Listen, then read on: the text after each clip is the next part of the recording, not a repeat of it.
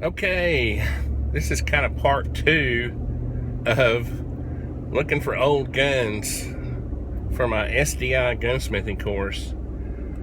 And I've been calling around to the pawn shops, and everybody thinks I'm crazy. They're like, people are buying up guns because of all the terrorism and, and of course locally even, excuse me, I still got some pollen junk going on. Even locally, we're having a problem with a couple of local gangs for the past, I don't know, year or so. They've been in this little war where they keep shooting at each other's, peoples up. And it's not funny, but what can you do? You can't keep gangs from fighting, right? And the only way you can do that is to go in there with the SWAT team and take them all out. I'm just kidding. Arrest them all. So, anyway, how I got off on that, don't know. Oh, because when I call the pawn shops, they think I'm crazy because, people are just buying up cheap guns. Because I ask them, hey, I'm taking a gunsmithing course and I want to buy some cheap guns and almost like do a restoration project. And even if I had to make a part, that would be cool. And they're like, what kind of idiot are you? We ain't got no guns like that.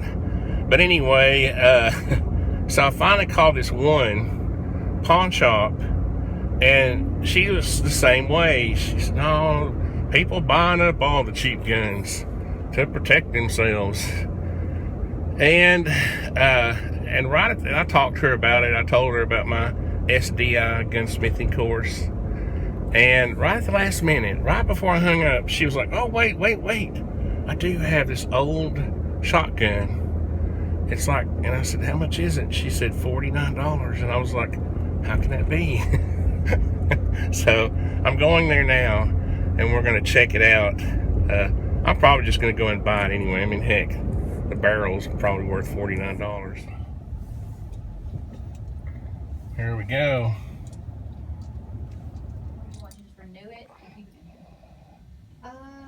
I guess I can get it out. And I saw on the sign too that you all do buy gold. Is that correct? Okay, That's the same. Okay, I'll go ahead and I guess settle up on the loan and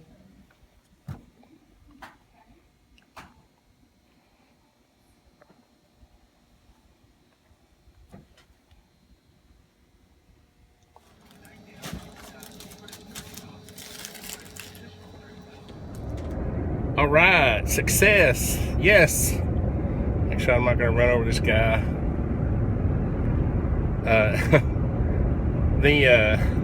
That was cool. I think after the lady finally kind of got what I was getting at, she was like, oh yeah, I got a couple of old guns. I was like, okay, that's what I meant, old guns. And right at the last minute, again, as I was looking at the shotgun and just really, she was getting ready to do the background check and all that. She was like, oh, wait a minute. And she brings out the 410 survival rifle. And I think it's one of the old Bronco. I did a quick search. Thank you, Google. And the closest thing I could find is the old Bronco survival rifle. It breaks down. It wouldn't cock, and I'm not that familiar with them. So, okay, so this is interesting. I did a little research, and this is a Garcia Bronco, a 410 breakdown shotgun. And you'll have to excuse I need a new mat here. Gotten grease and everything else on this thing. But this should be a cool little project. There's I'm pretty sure there's a spring missing here.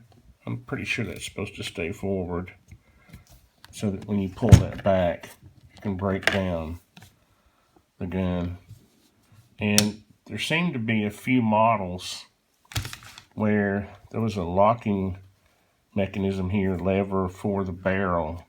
This model doesn't have that because it doesn't have the allowance. There was a screw on this side of the receiver that kept it in place. So there was at least 2 models of these.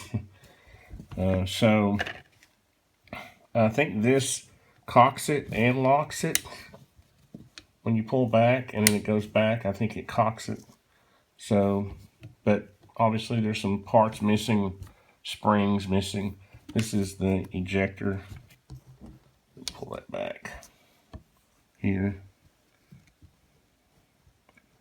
That seems to be working well. So anyway, just wanted to quickly show you that. Let me grab the other shotgun. So this is the old 20 gauge shotgun. You can see here somebody's rigged the stock. Kind of put a bolt through it. Pretty sure it wasn't designed for that. I'm pretty sure it was just designed for this tang screw here.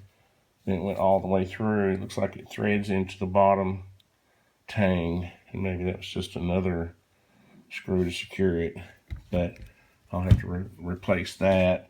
And it has this crazy trigger. And this, sorry, I'm trying to do this on the fly. I should have set this up better. But it has this really, and it's empty, obviously. It's not loaded. Very hair trigger on it. I mean, make sure my finger's out of the way. I mean, just barely, so you have to be careful with this thing if I even shoot it. I think if I were to shoot these, I would do some loads that were like half loads, half power loads. There seems to be a piece missing there too. So this one looks like it's been cobbled together at one point. But it was, the name on it is, what is that? A. Baldwin and Company, New Orleans. I found out, I think this is just the distributor. I don't think they actually made the gun. So anyway, I'll be doing a better video on these as I get into them. I'm going to take them apart, clean them, see what parts I need, and order them, and we'll be going from there. Just a quick overview. I think I'm going to cut the barrel off too. I'll do a better job on the next video setting up the camera. I was trying to do this all on my phone, which is a mistake, obviously. But I will get these set up on the workbench for the next video and take them apart and go from there. Thanks, guys.